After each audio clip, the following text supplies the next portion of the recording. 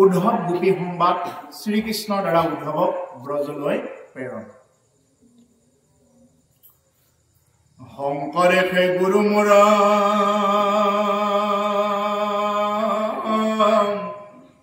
প্ৰিয়তম আত্মা হৰি শংকৰত পৰে নাহি আন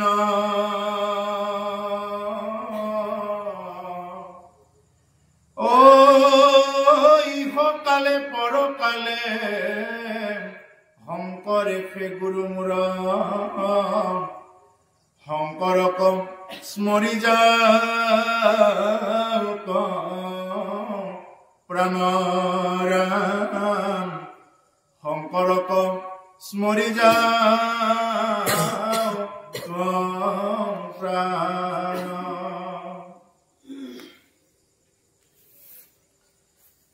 জয় জগন্নাথ নাৰায়ণ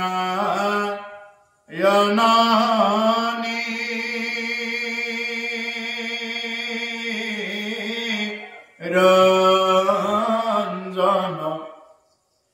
জয় দামোদৰ দেৱ দৈৱকী নন্দন কৃষ্ণৰ চৰণে কৰি নতিবাৰ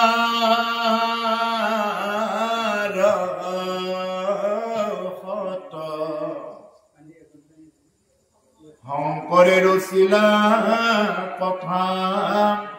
অমহাভাগত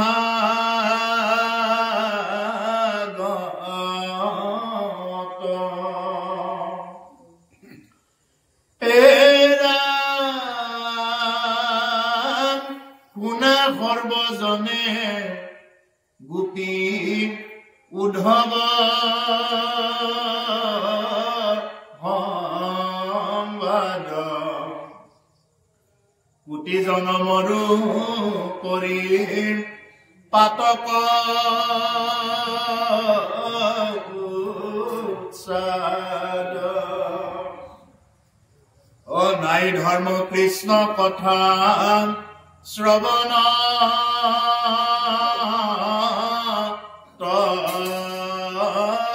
পৰে ও জাপ শুনি মহা মহা ও পাপীও নিস্তৰে। হে বাপ মানুহ পাই মাতৃ সমস্ত জনা আমাক গোপী উদ্ধৱ সংবাদত খুব গুৰুত্বপূৰ্ণ এটি অধ্যায় কব কি হব। শ্ৰীকৃষ্ণৰ দ্বাৰা উদ্ধৱক ব্ৰজলৈ প্ৰেৰণ কৰিব। ভগৱন্ত কৃষ্ণ যে ভকত বৎসল, তেওঁ যে ভকতৰ কাৰণে দিন ৰাতি চিন্তা কৰে, ভকতেও তেওঁৰ কাৰণে চিন্তা কৰে আৰু ভগৱানেও কি কৰে ভকতৰ কাৰণে চিন্তা কৰে। মই এৰে ভকতে নিচিন্তে কিছু আন ময়ো ভকতত পৰে নজানো হোৱান। যে মই ভকতৰ বাহিৰে আৰু বেলেগ একোৱে নাজানো আৰু ভকতেও কেৱল মোকেই চিন্তা কৰি থাকে। এই হল ভকত আৰু ভগৱন্তৰ মাজত এটা ওতঃপ্ৰোত সম্পৰ্ক। গতিকে ভগৱন্ত পুৰুষে উদ্ধৱক ব্ৰজলৈ প্ৰেৰণ কৰিব। কিয় প্ৰেৰণ কৰিব, কিয় কাক লগ কৰিবলৈ, এই গোটেইবিলাক কথা কৈ যাব। জয় জগন্নাথ নাৰায়ণ নিৰঞ্জন জয় দামোদৰ দেৱ দৈৱকী নন্দন। সৰ্বপ্ৰথমতে এই অধ্যায়ৰ প্ৰথমতে আৰম্ভ কৰি লোৱা হৈছে যে হে জগন্নাথ মানে জগতৰ নাথ, বাকী চব অনাথ। আপুনি যাকে যি নকৰক কিয় বাকী চব অনাথ, একমাত্ৰ জগতৰ নাথ তেওঁকে কোৱা হয় জগন্নাথ। তেওঁই নাৰায়ণ নিৰঞ্জন জয় দামোদৰ দেৱ দৈৱকী নন্দন। তেওঁই দৈৱকী নন্দন ঈশ্বৰ প্ৰভু ভগৱন্ত। সেইজন কৃষ্ণৰ চৰণত নতি 1200 পৰিণতি 1200 শংকৰে ৰচিলা কথা মহাভাগৱত। কৃপাৰু গুৰুজনাই কি কৰিছে, এই মহাভাগৱতৰ কথাখিনি ইয়াতে তেওঁ লিপিবদ্ধ কৰিছে বা ভাঙনি কৰিছে। শুনা সৰ্বজনে গোপী উদ্ধৱ সংবাদ কোটি জনমৰ কৰি পাতক উৎসাহ। হে সৰ্বজনসকল, আজি আপোনাসকলৰ দৰে সন্তসকলে যি নেকি ইমান সুন্দৰকৈ কৃষ্ণ কথা শুনিবৰ কাৰণে সন্ধিয়াৰ পৰা ইয়াতে বহি আছে যে আপোনালোকৰ প্ৰতিকৰে মন মুখ চালেই বুজি পোৱা যায় যে চকুকেইটা চালেই বুজি পোৱা যায় যে আপোনালোকে যে কিমান ঈশ্বৰৰ প্ৰতি প্ৰেমত ইয়াত আহিছে বা কিমান প্ৰেমত ইয়াত মানে শ্ৰৱণ কৰিবৰ কাৰণে আহিছে যে সেই হেনেকুৱা সৰ্বজনসকলক কৈছে যে সেই সৰ্বজনসকল গোপী উদ্ধৱৰ সংবাদ শুনা কোটি জনমৰ কৰি পাপক উচ্ছেদ যদি কোটি কোটি জনমৰ কিবা যদি পাপ আছে এই পাপক উচ্ছেদ কৰি দিব পাৰে যদি কোটি কোটি জনমৰ কিবা যদি পাপ তাপ আছে আমাৰ সেইবিলাক পাপ কি হ'ব পাৰে উচ্ছেদ হ'ব পাৰে যদি আজি এই অধ্যায়টো শুনাৰ নিচিনাকৈ যদি কোনোবাই যদি নাই ধৰ্ম কৃষ্ণ কথা শ্ৰৱণত কৰে কৃষ্ণ কথা শ্ৰৱণৰ ব্যতিৰেকে ইয়াত আৰু অন্য ধৰ্ম নাই কলিযুগত মানে কলিযুগত কৃষ্ণ কথা শ্ৰৱণ কৰি যিটো নেকি ফল পোৱা যায় যে অন্য যিবিলাক মত আছে সেই মতবিলাক কৰিব পাৰিব কিন্তু তাৰ পৰা মানে এই যিটো নেকি সহজ পন্থ এই সহজ পন্থটো মহাপুৰুষে দেখুৱাই থৈ গৈছে যে নাই ধৰ্ম কৃষ্ণ কথা শ্ৰৱণত কৰে যাক শুনি মহা মহা পাপীও নিষ্ঠৰে যাক শুনিলেই মহা মহা পাপীও নিষ্ঠাৰ পাব পাৰে মহা মহা পাপী সাধাৰণ পাপী নহয় যি গো হত্যা ব্ৰহ্ম হত্যা এনেকুৱা যিমান বিলাক মহা মহা পাপী আছে এই মহা মহা পাপী বিলাকক কি পাব পাৰে উদ্ধাৰ পাব পাৰে ও গোকুলৰ হন্তে হৰি আখি মথুৰাক ৰংগ মধ্যে বুধি কংখ দুৰ্জন ৰাজাক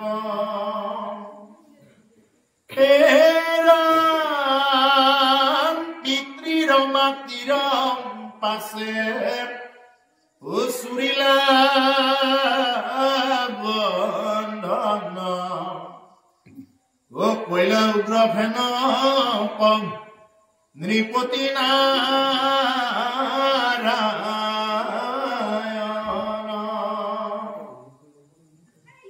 হান্দিপনি গুৰু গৃহে পঢ়িলা শাস্ত্ৰ গুৰু প্ৰদক্ষিণা দিলা নিতপ পুত্ৰক ৰামে সমে মথুৰাক পুনৰ পিয়াসী আসন্ত আনন্দে যদু পুলক প্ৰকাশী গতিকে যে গোকুলৰ পৰা তেওঁ কি কৰিছিলে ইমান বিলাক লীলা খেলা কৰি কৰি আহি তেওঁ মথুৰা পাইছিলে বিভিন্ন কাৰণত বিভিন্ন লীলা খেলাৰ কাৰণত তেওঁ মথুৰাত আহিব লগা হ'ল আপোনালোকে প্ৰত্যেকে জানে বিভিন্ন ধৰণৰ পাপী তাপীক উদ্ধাৰ কৰাৰ কাৰণত তেওঁ তেনেকুৱাকে গোকুলৰ নিচিনা ইমান এখন পুণ্য ভূমি তেওঁ তাতে থাকোঁতে সেই ভূমিভাগ অতি পুণ্য হৈ আছিলে আৰু তেওঁ সেইবিলাককো এৰি থৈ আহিব লগাত পৰিলে সেই গোপীৰ যি বন্ধন যি প্ৰেম ভাৱ সেই প্ৰেম ভকতি এৰি তেওঁ আহিব লগা হ'ল যিহেতু তেওঁ যে সাধুক উদ্ধাৰ দুষ্টক বিনাশ আৰু ধৰ্মক সংস্থাপন কৰাৰ কাৰণে যুগে যুগে অৱতাৰ হ'ল ৰংগ মধ্যে বধি কংস দুৰ্জন ৰাজা গতিকে তাতে গৈ কি কৰিলে এই মথুৰাতে যি দুৰ্জন কংস মামা আছিলে তেওঁৰ এই দুৰ্জন কংসক তাতে বধ কৰিলে ক'ত মথুৰা পিতৃৰ মাতৃৰ পাছে চৰিলা বন্ধন কইলা উগ্ৰখানক নৃপতি নাৰায়ণ গতিকে পিতৃ মাতৃৰ যি নেকি বন্ধন আছিলে কংসই যিহেতু বান্ধি থৈ দিছিলে মাক দেউতাকক গতিকে বসুদেৱ আৰু দৈৱকী আইৰ বন্ধনৰ পৰা তেওঁ কি কৰিলে মুক্ত কৰি দিলে তাৰ পিছতে শান্তিপনি গুৰুগৃহৰ পৰা তেওঁ ইতিমধ্যে শাস্ত্ৰ পঢ়ি আহিলে ইতিমধ্যে আপোনালোকে পাইছে যোৱাকালি এই কথাখিনি যে শান্তিপনি মুনিৰ গৃহত তেওঁ গুৰু দক্ষিণা হিচাপে যে কৈছে বাছা তুমি মোক আৰু কি দক্ষিণা দিবা যোৱা মোক আৰু একো দক্ষিণা নালাগে যোৱা নহয় নহয় কিবা দক্ষিণা যদি বিচাৰা মই দিব পাৰো কোৱাচোন নোৱাৰা মই জানো দিবৰ কাৰণে কি কি আছে কওকচোন বোলে মোৰ মৃত পুত্ৰ এজন যে তেওঁক আৰু ক'ত আনি দিব পাৰিব গতিকে সেই কাৰণে কৈছে যে গুৰুক দক্ষিণা দিলা মৃতক পুত্ৰক ৰামে সময় মথুৰাক পুনৰপি আহি আচন্ত আনন্দে যদুকুলক তেওঁ গুৰু দক্ষিণা দিছে ক'ত গৈ তেওঁ বিভিন্ন বিচাৰ প্ৰচাৰ কৰি কৰি কৰি কৰি কি কৰিছে জমৰ কবলৰ পৰাও তেওঁ কি কৰিব আনিব পাৰিছে যে মৃত পুত্ৰক তেওঁ আনিব পাৰিছে আচন্ত আনন্দে যদুকুলক প্ৰকাশ তাৰ পিছত তেওঁৰ দাদা বলৰাম হৈতে মথুৰাত পুনৰবাৰ আহি তেওঁ আনন্দে যদুকুলক তেওঁ প্ৰকাশ কৰি আছে বা যদুকুলক তেওঁ প্ৰতিনিধিত্ব কৰি আছে ও হুকনি গদতি শুনি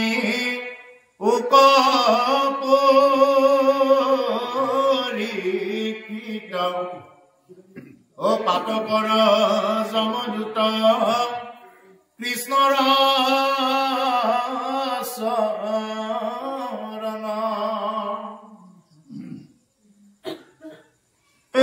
ৰাম যে সিদিনা দামোদৰে সাৰিলা গোকুল ও যে সিদিনা ধৰি গোপী সমস্তে কুল হুক নিগলতি শুনি উপপৰীক্ষিত এতিয়া আচল কথাটো আহিলে যে মহামুনীন্দ্ৰ মহন্ত শুকদেৱে মহাৰাজ পৰীক্ষিতৰ আগত ভাগৱত কথা কৈ আছিলে আপোনালোক প্ৰত্যেকে জানে এই কথাটো যে মহাৰাজ পৰীক্ষিতে 7 দিন 7 ৰাতি ভাগৱত শুনাৰ নিচিনাকে শুনাৰ কাৰণে তেওঁ একবাৰ শুনিয়েই গতি পালে আৰু আমি পৰীক্ষিতকে কৈ আছে নাহিলে নহয় আৰু আহিছো আৰু এনেকুৱা ধৰণৰ ভাৱধাৰাৰ কাৰণত আমি যিমান শুনিলেও আমি নিজৰ স্বভাৱ চৰিত্ৰ সলনি কৰিব নোৱাৰো উঠিয়ে যদি এটা কয় আমি এটা কৰো এই যে ফলাব নোৱাৰো তাৰমানে আমাক কোৱা নাই এইবিলাক কৈছে পৰীক্ষিতকে কৈ আছে পাঠকে আহি কৈ আছে আৰু আমাৰ নিজক সলনি কৰাৰ কাৰণত আমি চিন্তা কৰা নাই যাৰ কাৰণত কি হৈ আছে যে আমি আজিলৈ এটা এটা বস্তু সলনি কৰিব পৰা নাই জীৱনত যে কিছুমান বস্তু খোৱা খাদ্য কিছুমান যে বাদ দিব লাগে কিছুমান যে স্বভাৱ চৰিত্ৰ আচৰণ বিলাক যে সলাব লগা হয় এই বস্তুবিলাকৰ প্ৰতি আমি গুৰুত্ব দিব পৰা নাই কিয় তাৰমানে পৰীক্ষিত হৈ কৈ আছে আমাকতো কোৱা নাই আৰু যিসকলে সঁচাকৈ নিজৰ স্বভাৱ চৰিত্ৰ সলনি কৰিব পাৰিছে বা শাস্ত্ৰই কোৱা মতে কিছুমান খাদ্য অভ্যাস বৰ্জন কৰিব পাৰিছে তেওঁলোকৰ জীৱনত পৰীক্ষিতৰ দৰে গতি মানে একদম পাবই হবই কিন্তু যিয়ে নেকি শুনি আছে শুনি আৰু কোনো কাৰণত এইবিলাক শুনিছে আৰু এইবিলাক কৈছে আৰু এনেকুৱা ধৰণৰ হলে নহয় সেইকাৰণে প্ৰভুসকল পৰীক্ষিতক ভাগৱত কথা কৈ আছিলে হুকমুনিয়ে এবাৰ কওঁতে পৰীক্ষিতে গতি পালে কিন্তু বাকী ঋষিমুনি বিলাকে গতি নাপালে কিয় বাকী ঋষিমুনি বিলাকৰ আছিল চিন্তা কি বোলে পৰীক্ষিতকে কৈ আছে মৃত্যুমুখী লোক পৰীক্ষিতহে আমিতো নহয় পৰীক্ষিতহে মৃত্যুমুখী আমিতো মৃত্যুমুখী নহয় গতিকে এইবিলাক পাজলৰ কাৰণে তেওঁলোকে আকৌ পুনৰ হোম যজ্ঞ আৰম্ভ কৰি পেলাই কি কৰিলে আকৌ তেনেকুৱা প্ৰৱৰ্তন কৰিব ধৰি উঠাৰ পিছত কি কৰিলে পুনৰবাৰ তেওঁলোকে বুজি পালে যে সহস্ৰ বছৰ আমি এনেদৰে আকৌ হোমে ধুমে ধূম্ৰবৰ্ণ বৈল কলেবৰ বুলি কৈছে প্ৰথম স্কন্ধত কৈছে যে হোমৰ ধোঁৱাৰে আমাৰ কলেবৰ আকৌ ধোঁৱাবৰণীয় হৈ গল হে মহামুনি পুত তুমি আমাক আকৌ পুনৰ ভাগৱত কথা ক'ব গৈছিল হুকমনিৰ ওচৰতে গৈছিল শুনাবৰ কাৰণে হুকমনিয়ে ক'লে মই আৰু ভাগৱত কথা পুনৰ নকওঁ কিয় নকওঁ মই কাক দি থৈ আহিছো মই পুতক দি থৈ আহিছো মই এবাৰে কৈছো আৰু তেনেকুৱা এজন সন্ত প্ৰভুসকল বাৰে বাৰে লগ পোৱা নাযায় সন্ত পুৰুষসকলক এবাৰে লগ পোৱা যায় জীৱনত বাৰ বাৰ তেনেকুৱা সন্ত পুৰুষক লগ পাব লাগিলে তেওঁৰ ভাগ্য লাগিব গতিকে এই ঋষিমুনিসকলৰ আৰু হুকমুনিৰ মুখৰ পৰা ভাগৱত শুনাৰ সৌভাগ্য নহল যে হুকমুনিয়ে আজ্ঞা কৰিছে যে হে ভূত তুমি কি কৰা তুমি ভাগৱত কথা কবা ভৱিষ্যত যদি কোনোবাই শুনিম বুলি ভাবে বা অনুৰোধ কৰে আৰু সেইমতে কি কৰিলে যে সৌনক আদি কৰি যিমানবিলাক বেদত প্ৰধান ঋষিমুনি আছিলে তেওঁলোকে আকৌ পুনৰবাৰ এই কলি যুগৰ আৰম্ভণিৰ পৰা আকৌ পুনৰবাৰ কি কৰিব লগা হ'ল তেওঁলোকে এই ভাগৱত কথা শুনিব লগা হ'ল আৰু যাৰ কাৰণত তেওঁলোকে আকৌ পুনৰ গতি পাইছে গতিকে সেইকাৰণে প্ৰভুসকল ইয়াতে কৈছে যে হুক নিগলতি শুনি পৰীক্ষিত পাতকৰ যমদূত কৃষ্ণৰ চৰিত্ৰ কৈছে যে হে ৰাজন তুমি শুনা কি শুনা যে পাতকৰ যমদূত কৃষ্ণৰ চৰিত্ৰ এটা পাপৰ বোলে এটা যমদূত আছে যেনেকৈ পাপীৰ যমদূত হল এই যম যিজনকে আমি যম ৰাজাক যম বুলি জানো কিন্তু ইয়াতে কৈছে যে আকৌ পাতক যিবিলাক নেকি পাতকী লোক আছে বা সেই পাপ আছে সেই পাপৰ যমদূত হল কি যে কৃষ্ণৰ চৰিত্ৰ যদি কোনোবাই কৃষ্ণৰ চৰিত্ৰ শুনে তেতিয়াহলে এই মানে যমে একো কৰিব নোৱাৰে বা যম দুটেও কি কৰিব নোৱাৰে তেওঁ বান্ধি ৰাখিব নোৱাৰে প্ৰৱেশই কৰিব নোৱাৰে তেওঁ গৃহ তেওঁৰ ওচৰত প্ৰৱেশই কৰিব নোৱাৰে কাৰণ ইতিমধ্যে এই কথাখিনি অজামিল উপাখ্যানত খুব সুন্দৰকৈ দি থৈ দিছে আপোনালোকে জানে কথাখিনি অজামিল উপাখ্যানত যম ৰাজাই কৈছে মই এই কথাটো তোমালোকক ক'ব নহল আচলতে তোমালোকে আৰু ভুলতো দ্বিতীয়বাৰ আৰু কেতিয়াও নাযাবা যি ঠাইত হৰি কীৰ্তন হ'ব হৰি গুণ স্মৰণ হ'ব বা যি নেকি ভকত তেওঁৰ ওচৰত মুঠেও নাযাবা যদি যোৱা তোমালোকে এইবাৰটো কিবাকে বাছি আহিলা ইয়াৰ পিছত যদি যোৱা বিষ্ণুদূতে যদি কিবাকৈ গম পায় তোমালোক যোৱা বুলি তেতিয়াহ'লে কিন্তু তোমালোকক সোধাই নাহিব গতিকে সেইকাৰণে তেওঁলোকৰ সদায় ভয় থাকে কি যি ঠাইত কৃষ্ণ চৰ্চা হৈ থাকে তাতে যমৰ অধিকাৰ নাই যেহিদিনা দামোদৰে চাৰিলা গোকুল সেইদিনা ধৰি গোপী সমস্ত আকুল যিদিনাখন দামোদৰ কৃষ্ণই গোকুল এৰি আহিলে সেইদিনা কি হৈ গল সেইদিনাৰ পৰাই গোপীসকল আকুলিত হৈ আছে ইমান আকুলিত হৈ আছে গোপীসকল যে তেওঁলোকে সদায় খুৱাই বহাই প্ৰত্যেকটো সময়ত কেৱল কৃষ্ণৰ বিৰহত মজি আছে কথাখিনি ক'ব বাৰু এতিয়া এৰাম কৃষ্ণৰ বিৰহ তাপে আতি তনু তাবে নাই আনো বাক্য কৃষ্ণ গুণ মাত্ৰ গাৱে ও কৃষ্ণ বিনে নজায় বিষয়ত মতি কৃষ্ণ কস্মৰন্তে আখয় ক্ৰন্দনয় উভতি গোপীসকলে ইমান বিৰহত মজি আছে তেওঁলোকে কেৱল কৃষ্ণৰ বিৰহ বেলেগ বিৰহ একো নাই আমাৰ মানুহবিলাকৰ বেদনাবিলাক কি হয় বোলে মোৰ আজি এইটো বস্তু নোহোৱা হল মোৰ জীৱনৰ পৰা আজি এইটো বস্তু নোহোৱা হল নাইকিয়া হৈ গল বা বেদনাবিলাক কিহত কৰে বোলে মোৰ যিটো পাব লগা আছিল নাপালো এনেকুৱা বিভিন্ন প্ৰকাৰৰ কথাবিলাকক লৈ বেদনাবিলাক প্ৰকাশ কৰে আনকি মানুহজন মৰিলেও বেদনা প্ৰকাশ কৰে কি নিজৰ স্বাৰ্থ ৰাখি বেদনা প্ৰকাশ কৰে কি স্বাৰ্থ ৰাখে এই মানুহজন যে মৰিলে একদম মানে বিৰাট যে কান্দি থাকে ঘৰৰ পৰিয়ালবিলাকে কিয় কান্দে জানেনে তাৰমানে ইয়াৰ অবিহনে এতিয়া মই কেনেকে খাম এতিয়া নিজৰ স্বাৰ্থৰ কাৰণে কান্দে কৰিব বেলেগ কাৰণ নাকান্দে তেওঁ যে গ'ল তাৰ কাৰণে ইমান নাকান্দে কান্দে কি কাৰণত যে ইমান দিনৰ পৰা তেওঁ খুৱাই আছিল এতিয়া পৰিয়ালটো কি হ'ব মোৰ কি হ'ব মোক কোনে চাব মোক কোনে খুৱাব মোক কোনে ধুৱাব ল'ৰা ছোৱালী আলৰ কি হ'ব এইলৈহে কান্দিব আপোনাৰ পৰিয়ালে আপুনি যে গৈছে তাক লৈ দুখ প্ৰায় নাই কিন্তু দুখটো তেওঁ নিজৰ স্বাৰ্থৰ কাৰণেহে দুখটো আছে যে মোক কোনে খুৱাব আৰু মানুহে এইটোকে নাজানি কেৱল মোৰ ঘৰ মোৰ মাটি কেৱল মোৰ কৰি মৰি থাকে কৃষ্ণৰ বিৰতাপে আতি তনু ভাৱে তাৱে নাই আনো বাক্য কৃষ্ণ গুণ মাত্ৰ গাৱে কৃষ্ণৰ বিৰহত আৰু তাপত ইমান তেওঁলোকৰ তনু মানে ইমান ৰোমাঞ্চিত হৈ আছে গোপীসকলৰ তনু মন প্ৰাণ সমস্ত নাই আনো বাক্য কৃষ্ণ গুণ মাত্ৰ গাৱে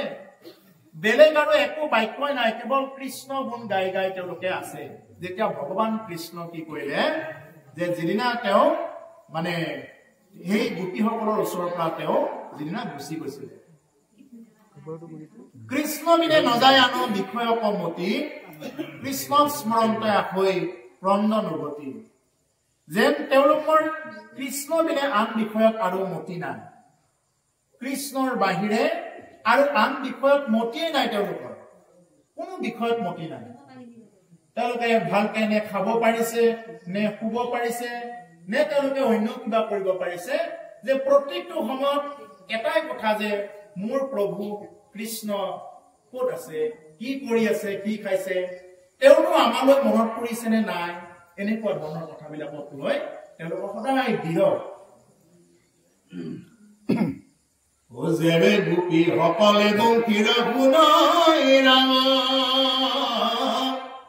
কৃষ্ণ কহু মৰি মহামৰ্মে দহে গাৱ বুবৎসক দেখন্তে লোতক পৰে জৰি কান্দে মক মকি মনে মাধৱক স্মৰি তেওঁলোকে যেবে গোপীসকলক বংশীৰ শুনে ৰাম তেওঁলোকে এনেদৰে কাম পাতি থাকে কৰবাত বংশী ধ্বনি আহিছে নেকি যদি কিবা কাৰণত অন্যও যদি বংশী ধ্বনি কৰিছে বা কৰবাত যদি তেনেকুৱা বাহিৰ মাত অকণমান শুনা শুনো পাইছে তেতিয়াহ'লে তেওঁলোকৰ মানে কি যে কৈছে কৃষ্ণ কুমৰী মহা মৰ্মে দহে গাবে ইমান মৰ্ম বেদনা দহি যায় যদি অন্য কোনেও যদি বংশী বজায় বা তেনেকুৱা যদি কাম পাতি থাকোঁতে বংশী ধ্বনি শুনা পায় যেনেদৰে আমাৰ কেতিয়াবা বাছ গাড়ীলৈ ৰখি থকা বিলাকে কোনোবা এখন স্কুটাৰ আহিলে নেকি বাছখন বুলি পেলাই শুনি থকা যায় নহয় একদম যিয়ে নেকি একান্ত মানে বাছখনৰ কাৰণে ৰখি থাকে বা নিজৰ ল'ৰাটো কৰবাত ওলাই গৈছে ছোৱালীগৰাকী কৰবাত ওলাই গৈছে আহিলে নেকি ৰাস্তা দি কোনোবা এখন গাড়ী গ'লেও আমাৰ হিয়ে আহিল নেকি এনেকুৱা ধৰণৰ ভাৱটো হয় যে আপোনাৰ আপোন বুলি লৈছে তাৰ কাৰণে সেই ভাৱটো আপুনি শুনি থাকে গতিকে ঠিক তেনেকুৱা গোপীসকলে ইমান ভাৱে লৈছে ঈশ্বৰ কৃষ্ণক যে কোনোবাই বাঁহী বজাইছে নেকি যে ভগৱানে আজি বংশী ধ্বনি কৰিছে নেকি এনেকুৱা ধৰণৰ গোপীসকলৰ মনত সদায় চিন্তা বিৰহ বেদনা এনেকুৱা সদায় মানস পটত তেওঁলোকৰ জল জল পট পট কৰি তেওঁলোকৰ ভাহি থাকে গো বৎসক দেখন্ত লুটক পৰে ঝৰি সেই গো বৎসবিলাকক দেখা পায় ইমান সুন্দৰ সুন্দৰ দামুৰী কেইটাক দেখা পায় তেওঁলোকৰ চকুৰ পানী নিগৰি আহে যে দামুৰী কেইটাক দেখি তেওঁলোক ৰ'ব নোৱাৰে যে ইমান সুন্দৰকৈ সেই কৃষ্ণ আৰু বলৰামে এই দামুৰীবিলাক চৰাই ফুৰিছিলে বৃন্দাবনত ভগৱানে যেতিয়া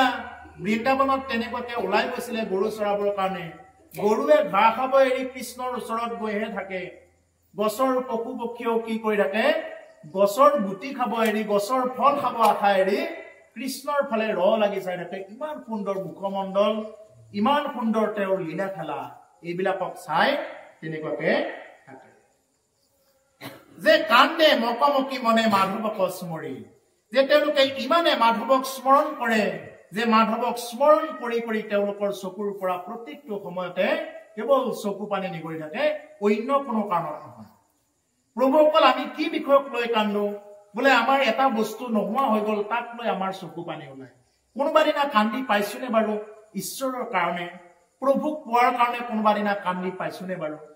যে কোনোবা দিনা গুৰু সেৱা কৰিব যাওঁতে বা নামঘৰত প্ৰাৰ্থনা কৰিব যাওঁতে কোনোবা দিনা চকু পানী ওলাই পাইছেনে বাৰু যদি এদিনো পাইছে তেতিয়াহ'লে আপুনি ঈশ্বৰৰ কাৰণে যে কিবা অকণমান হ'লেও কি কৰিব পাৰিছে যে আগুৱাই যাব পাৰিছে আৰু যাৰ নেকি ব্ৰজৰ দৰে শিলাৰ দৰে হৈ থাকে তেওঁলোকৰ এই ক্ষেত্ৰত এইখিনি আহোঁতে অকণমান দেৰি হয় সেইকাৰণে এতিয়া গোপীসকলে ঈশ্বৰৰ কাৰণে কান্দিছে তেওঁলোকে বেলেগ সম্পদৰ কাৰণে কান্দা নাই আৰু আমাৰ যি প্ৰাপ্তি নোহোৱা ঈশ্বৰ প্ৰাপ্তি নোহোৱাৰ মূল কাৰণ এইটোৱে যে আমি যি বিষয়ত কান্দিব লাগে এই বিষয়ত আমি নাকান্দো আৰু যি বিষয়ত কান্দিব নালাগে সেই বিষয়ত আমি সদায় কান্দি থাকো সেইটোৱে কথা গতিকে কান্দে মকমকি মনে মাধৱক স্মৰি তেওঁলোকে কেৱল মাধৱক স্মৰণ কৰি কান্দি থাকে ধ্বজ ভজ অংকুশে অংকিত খোজ যত সদাচিত দেখৈ বৃন্দাবন প্ৰদেশত ও হৰিদত্ত অগ্নি লাগি প্ৰাণ যায় ফুটি হা কৃষ্ণ বুলি খোজতে পাৰে লুটি ও আনিবাক যাই জল যতে কগুৱালি ও দেখৈ গয়া যমুনাৰ ও হুকুমল বালি প্ৰাণনাথ এৰে ঐতম খেলাইলো হোক খেৰি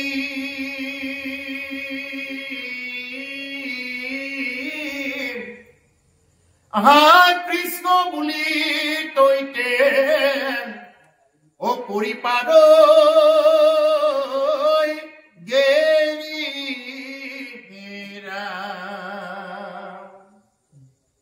ইমান সুন্দৰ পঞ্চ চিহ্ন বিদ্যমান তোমাৰ চৰণ দুখানি তেওঁলোকে এনেকুৱাকে পাৰে পাৰে যমুনাৰ পাৰে পাৰে চাই যায় তাতে যেন ঈশ্বৰৰ চৰণ দুখানি ইয়াতে পৰি আছে যি চৰণত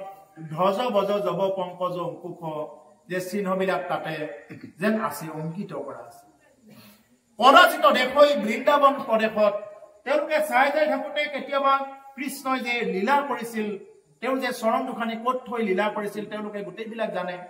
কোন ঠাইত খোজ দিছিল যি ঠাইতে তেওঁ খোজ দিছিল সেই ঠাইত বেছিকৈ তেওঁলোকে বিচাৰে আৰু তাতে বিচাৰি পায় যে এইখিনিতে কি কৰিছিলে যে সেই আমাৰ নাথ প্ৰভু ভগৱন্তই কি কৰিছিলে ইয়াতেই তেওঁৰ পঞ্চ চিহ্ন মানে ইয়াতে এৰিছে তেওঁৰ ভৰি ধুলাই এৰিছে এইকাৰণে প্ৰভুসকল যে বৃন্দাবনত গলে বা মথুৰাত গলে বা যিকোনো পুণ্য স্থানত গলে কেতিয়াও কোনো কাৰণত তাৰ পৰা খা বন ফুলৰ পুলি বা মাটি আদি কৰি উঠাই আনিব নালাগে কিয় নালাগে কাৰণ বৃন্দাবনত এডাল খা বন হবৰ কাৰণে ব্ৰহ্মাই প্ৰাৰ্থনা কৰে দশম স্কন্ধতে আছে যে ব্ৰহ্মাই প্ৰাৰ্থনা কৰে যে হে প্ৰভু মই যাতে তৃণ হৈ থাকিব পাৰো মোক ব্ৰহ্মপদ নালাগে প্ৰভু মই যাতে তোমাৰ ভৰি ধূলা পাব পাৰো মই তৃণ হৈ থাকিব খোজো যাতে মই তোমাৰ চৰণ চিহ্ন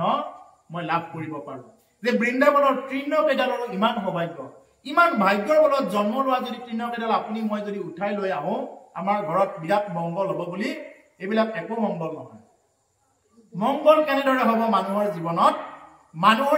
মংগল হ'ব তেওঁ নাম জপ কৰিলে কৃষ্ণ নাম ল'ব লাগিব ৰাম নাম ল'ব লাগিব আৰু আচাৰ আচৰণ বিলাক শুদ্ধ কৰিব লাগিব নহলে আমাৰ মানুহবিলাকৰ এটা খুব বিশ্বাস যদি কোনোবাই অকমান পানী যদি পুক মাৰি দিছে বা কোনোবাই যদি এডাল জাপ দিছে বোলে বৎস তোমাৰ এইডাল লোৱা তোমাৰ সব ভাল হৈ যাব বুলি ক'লে মানুহৰ এইটো বিশ্বাস বেছি কিন্তু মানুহে যিটো সঁচা এইটো বিশ্বাস নকৰে যে তোমাৰ সেইবিলাক একো নহয় কৃষ্ণ নাম নললে তোমাৰ একো নহয় তুমি কৃষ্ণ নাম লৈ চোৱা একমাহ অভ্যাস কৰা তুমি বজাৰত যাওঁতে যিকোনো কাম কৰি থাকোতে তুমি ধুতি পিন্ধিব লাগিব বুলি কথা নাই যি স্থানত আছা সেই স্থানত থাকি তুমি কৃষ্ণ নাম জপ কৰা ভগৱন্ত পুৰুষে তোমাক কেনেদৰে শক্তি দিয়ে এইটো যে তুমি নিজে গম পাবা গতিকে সেইকাৰণে আমাৰ ইয়াতে আমাৰ মানুহবিলাকে কি কোনোবা এজনে যদি জাৰি বুকি দিছে পানীখিনি ওম অপবিত্ৰ হ পবিত্ৰ বা সৰ্বাৱস্থান গতু পিবা ইহ স্মৰে পুণ্ডৰীকাক্ষং সবাজ্যভ্যন্তৰং সুচি বুলি যদি পানীখিনি যদি গাত ছটিয়াই দিয়ে তেতিয়াহ'লে মানুহখিনি শান্তি কৈছে নহয় ওম অপবিত্ৰ হ পবিত্ৰ বা মই অপবিত্ৰৰ পৰা পবিত্ৰ হৈ গলো পবিত্ৰ হৈ গল বুলি ভাবে মানুহে অৰ্থটো কি আছিলে অৰ্থটো আছিলে তুমি অপবিত্ৰই হোৱা বা পবিত্ৰই হোৱা ওম অপবিত্ৰ হ পবিত্ৰ বা সৰ্বাৱস্থান গতু পিবা তুমি যি অৱস্থাতেই নাথাকা কিয় ইহ স্ফুৰে পুণ্ডৰীকাক্ষং সবাজ্যভ্যন্তৰং সুচি যে তুমি সেই ঈশ্বৰ কৃষ্ণক তুমি স্মৰণ কৰা কৃষ্ণ নাম লোৱা সেই ভগৱন্তক স্মৰণ কৰা তেতিয়াহে তুমি বাহিৰে ভিতৰে সুচি হবা মন্ত্ৰটোৰ অৰ্থ আছে এইটো কিন্তু আমাৰ মানুহবিলাক আকৌ কি কৰে বোলে বাপ দেৱে পানীখিনি মাৰি দিছে প্ৰভু বৰ সুচি হৈ গলো দেই অপবিত্ৰ হ পবিত্ৰ মই অপবিত্ৰৰ পৰা পবিত্ৰ হৈ গলো বুলি ভাবে কিন্তু বুজি পালে নহয় যে তুমি যদি কৃষ্ণ নাম নোলোৱা কোনো পানীয়ে তোমাক পবিত্ৰ কৰাই দিব নোৱাৰে কৃষ্ণ নাম ল'বই লাগিব ৰাম নাম ল'বই লাগিব ৰাম নাম বিনা কৃষ্ণ নাম বিনা একো বস্তু তোমাক বা পবিত্ৰ কৰাই দিব নোৱাৰে বা কাৰোবাৰ ওচৰত দীঘল দিদি পৰি থাকিলেও আপোনাক মানে ইমান এটা গতি দিয়াব নোৱাৰে কেনেকে যদি তুমি কৃষ্ণ নাম লোৱা যদি বেবিচাৰী কৰ্ম কৰি ফুৰা তুমি এজন ধৰ্মগুৰুৰ ওচৰত তুমি আঁঠু ল'ব পাৰা কিন্তু যদি তুমি বেবিচাৰী কামবিলাক কৰি নুফুৰা যদি বেবিচাৰী কামবিলাক কৰি ফুৰা তেতিয়াহ'লে তুমি তেনেকে আঁঠু লৈ গ'লে বা তেনেকুৱা যদি বিৰাট দেখুৱাৰ কাৰণে ভক্তি কৰা তেতিয়াহ'লে কি হ'ব তোমাৰ গতিকে দেখুৱা ভক্তিটো ঈশ্বৰে কেতিয়াও হয়তো নাচায় যে তুমি ভিতৰৰ পৰা কৰি হৈ তুমি পোৱা আৰু আমাৰ নকৰাকৈ পাবৰ কাৰণে ইচ্ছা কৰো একো নকৰাকে কোনোবাই যদি ধন দি ৰাখে এনেকুৱা ইচ্ছা আৰু আমাৰ এই এনেকুৱা কাৰণত আমাৰ গৈ আছে দিনবিলাক এতিয়া যে কদাচিত দেখুৱাই বৃন্দাবন প্ৰদেশত কেতিয়াবা গোপীসকলে সেই ধ্বজবজ অংকিত কৰা সেই খোজবিলাক কেতিয়াবা হঠাতে বৃন্দাবনত দেখা পায় শৰীৰত অগ্নি লাগি প্ৰাণ ফুটি যায় দেখাৰ লগে লগে তেওঁলোকৰ শৰীৰত জুই লগাৰ দৰে লাগি যায় হা কৃষ্ণ বুলিয়া খোজতে পাৰি লুটি আৰু সেই কৃষ্ণ বুলি তেওঁলোকে লুটি খাই পৰে সেই খোজটোতে হে প্ৰভু তুমি এইখিনিতে খোজ দিছিলা বুলি লুটি খাই পৰে তেওঁ যি স্থানত খোজ দিছিলে অৰ্থাৎ ভগৱন্ত পুৰুষে যি স্থানত খোজ দিছিলে বা চৰণ চিহ্ন ৰাখিছিলে সেই স্থানত দেখাৰ লগে লগে তেওঁলোকে লুটি খাই পৰে আৰু সেইকাৰণে প্ৰভুসকল ইয়াৰ আগত কৈছো যে যেনেকে তেনেকে আমি তাৰ পৰা যিকোনো বস্তু উঠাই লৈ আনিব নালাগে তীৰ্থ ভ্ৰমণ কৰিব গৈ সেইকাৰণে আমাৰ মানুহৰ তীৰ্থ ভ্ৰমণ কৰাবিলাক নহয় গৈ তীৰ্থ ভ্ৰমণ কৰিব যায় সাগৰৰ পাৰে পাৰে ঘূৰি ফুৰে ক'ত পায় শামুকৰ মালা ক'ত পায় শামুকৰ বালা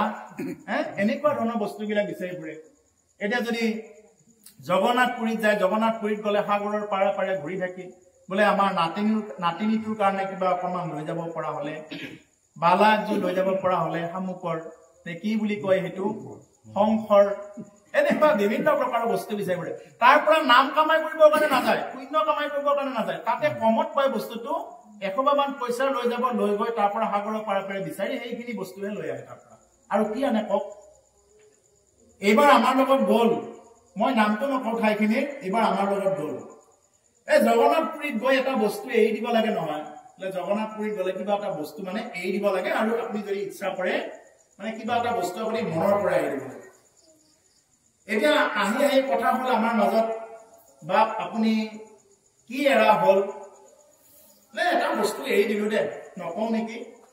বোলে কওকচোন কি এৰি দিলে বোলে মই কচু এৰি দিছো বুলি কৈছে কচু মই ভাবিলো কি আহু কচু বা এনেকুৱা কচু হ'ব পাৰে যদি এৰি দিলে বোলে কি কচু বোলে বৰাই নোখোৱা বস্তুটোহে এৰি দিছো মই ইমান মানে বুদ্ধি মানুহৰ আমাৰ ওচৰৰে ঘটনা এইটো ক'লে এতিয়া মানে পাই যাব কাৰণে মই আৰু নকওঁ ঠাইখিনি নাম যে বৰাই নোখোৱা কচুটোকে তেওঁ বাদ দি থৈ তাৰমানে কি কিমান ঠগাবৰ কাৰণে চেষ্টা কৰে ঈশ্বৰ তাই এইটোৱে প্ৰমাণ বাস্তৱ প্ৰমাণ এইটো গতিকে সেইকাৰণে আমাৰ মানুহবিলাকে গৈ তাতে সেইবিলাক বস্তু বিচাৰি ফুৰে আৰু গোপীসকলে এতিয়া কি কৈছে যে গোপীসকলে বৃন্দাবনৰ চাই আছে সাগৰৰ পাৰে পাৰে চাই ফুৰিছে যে ক'ত ঈশ্বৰৰ চৰণ চিহ্ন আছে তেওঁলোকে এনেকুৱাকে চাই ফুৰিছে ইয়াতে ঈশ্বৰৰ চৰণ চিহ্ন আছিল নেকি আৰু আমি সাগৰৰ পাৰত গৈ কি বিচাৰি ফুৰো ক'ত পাই 2 নম্বৰী মানিক 2 নম্বৰী হীৰা সোপা তাতে বেছি ফুৰে নহয় মুক্তা এইবিলাক বস্তু আমি গৈ বিচাৰি ফুৰো সেইকাৰণে আমাৰ একো নহয় যিটো হ'ব লাগে সেইটো নহয় সেইকাৰণে তীৰ্থ ভ্ৰমণ কৰিব পাৰিব কিন্তু যিটো ফল পাব লাগে সেই ফলটো ফলি মানুহে নাপায় কিন্তু সমস্ত তীৰ্থ আজি একলগ হৈছে আজি ইয়াতে যে ৰণথলী বাগান নহয়নে ৰণথলী বাগিচা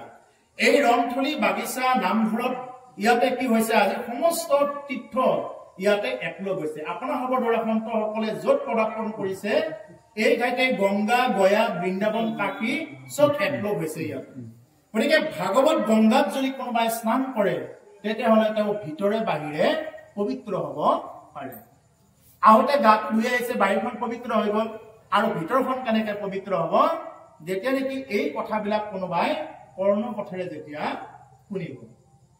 এই কৰ্ণপথে ভকতৰ হিয়াত প্ৰৱেশী হৰি দুৰ্বাসন হৰে মস্তয় জলৰজতে কমল যেহেন হৰত কালে স্বভাৱতে নিৰ্মল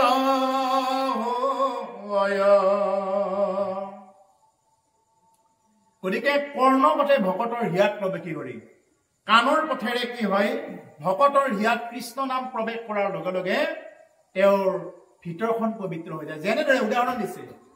যে যেনেদৰে বাৰিষা কি হৈ যায় পানীবিলাক খুব লেতেৰা হৈ যায় নদীৰ পানী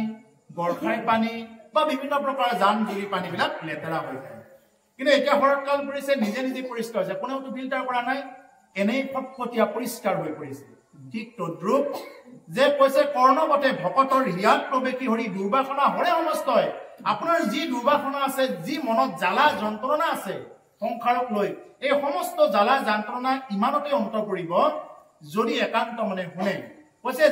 জলৰ যতে কমল যেহেন শৰত কালে স্বভাৱতে নিৰ্মল হয় যেনেকুৱাকে জলৰ লেতেৰা মলবিলাক শৰৎ কালত এনেই নিজে নিজে নিৰ্মল হৈ যায় ঠিক তদ্ৰুপ আপোনাৰ মোৰ ভিতৰত যিমানবিলাক জাম আছে এই জামবিলাক কাটিবৰ কাৰণে এটাই উপাদান আছে যে কৃষ্ণ বোলা ৰাম বাহিৰখন ধোৱাৰ কাৰণে অনেক সাবন ফ্ৰেছ ৱাছ বহুত লাইছে কিন্তু ভিতৰখন ধোৱাৰ কাৰণে এটাই বস্তু আছে কেৱল ৰাম নাম কৃষ্ণ নাম ৰাম নাম লৈ চাব এবাৰ ভিতৰখন কিমান কোমল লাগিব একদম কোমল কাৰো প্ৰতি হিংসা কাৰো প্ৰতি বেয়া ভাৱ বেয়া চিন্তা এনেকুৱা নাহে যে সবৰ ভিতৰত বিষ্ণু বুদ্ধি দেখা পোৱা যাব আনিবাক যায় তলে যতেকৈ গোৱালি দেখি দেখৈ গৈ যমুনাৰ হুকুমল বালি প্ৰাণনাথ এৰে হৈত খেৰাই লহ ফেৰি হা কৃষ্ণ বুলি পৰি পৰি গেলি গতিকে তেওঁলোকে যেতিয়া নেকি জল আনিবৰ কাৰণে যায় গোৱালীসকলে যমুনাৰ হুকুমল বালিত তেওঁলোকে প্ৰাণনাথ এৰে হৈতে খেলাই লহ ফেৰি সেই প্ৰাণনাথৰ লগত ইয়াতে আমি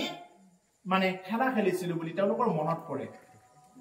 হে চৰণ চলাই নপুৰ বজাই মধুৰ মধুৰ ভাষে প্ৰাণী গোপালী গোৱালি পাৰাতে নাচে প্ৰাণী গোপালী গোৱালি পাৰাতে নাচে যে ইয়াতে আমি গোপালৰ লগত নাচিছিলো আমি গোৱালী সকলে ইয়াতে নাচিছিলো আৰু তেনেকুৱা ধৰণৰ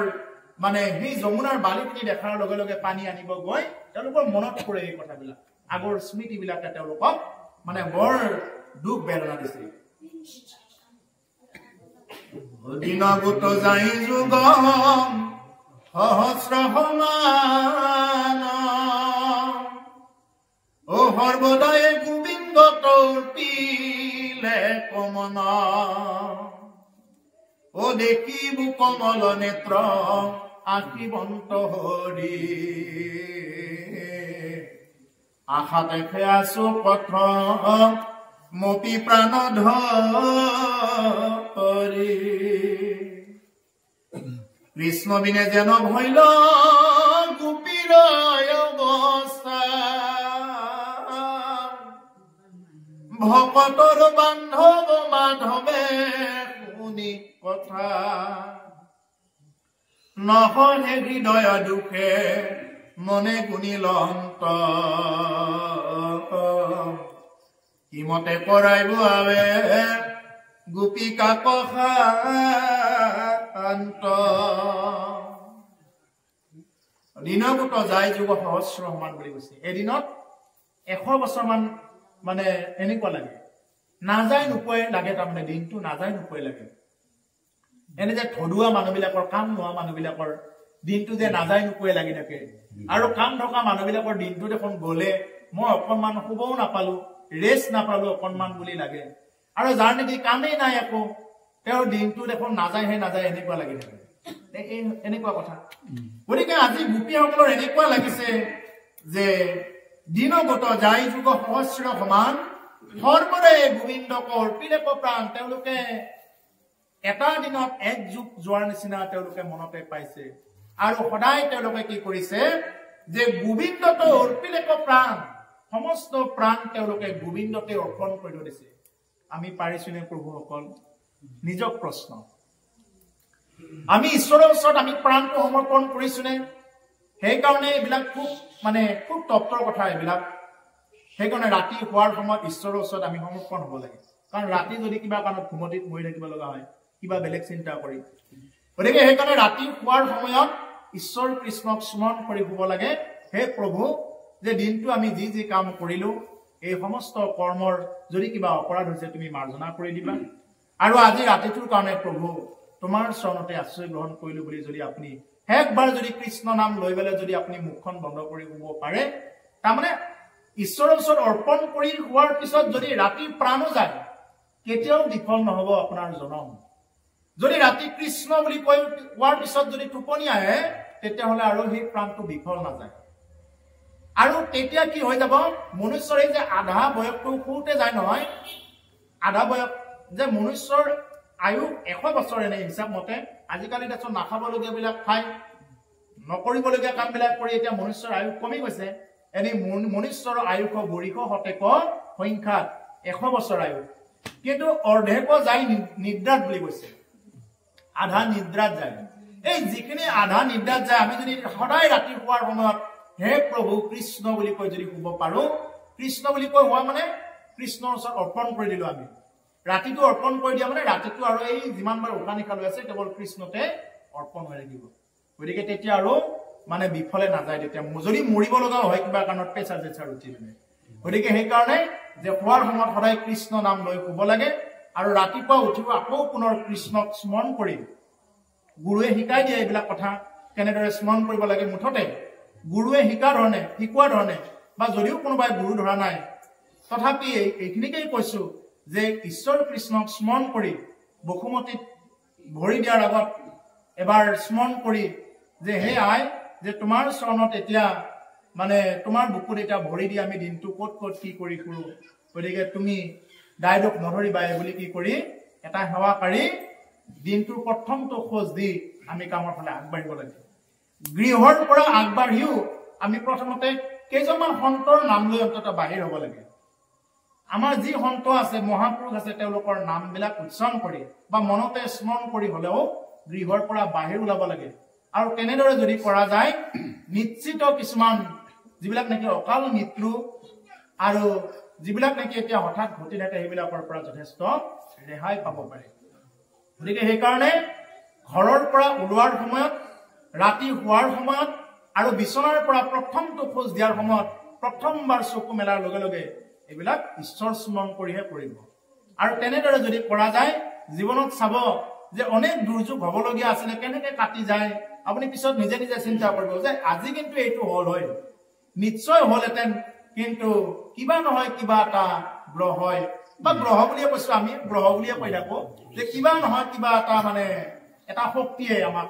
ৰাখি দিলে এনেকুৱা এটা ধাৰণা হৈ যাব সেইকাৰণে উঠাই বহাই খোৱাৰ সময়ত প্ৰত্যেকটো সময়ত আমি কেৱল কৃষ্ণ নাম ৰাম নাম ল'ব আমি আকৌ ৰাম নাম ল'ব পাহৰি কি কৰো আমি কেৱল নিজৰ মতে চলি থাকো হলেও প্ৰভু নললেওতো মৰিব লাগিব কিন্তু মৰিবই লাগিব হয় তেতিয়াহ'লে নললেও হয় সেইটোৱে কথা এতিয়া কথা সেইটোৱে মৰাটোতো চবেই মৰিব মৰিবই লাগিব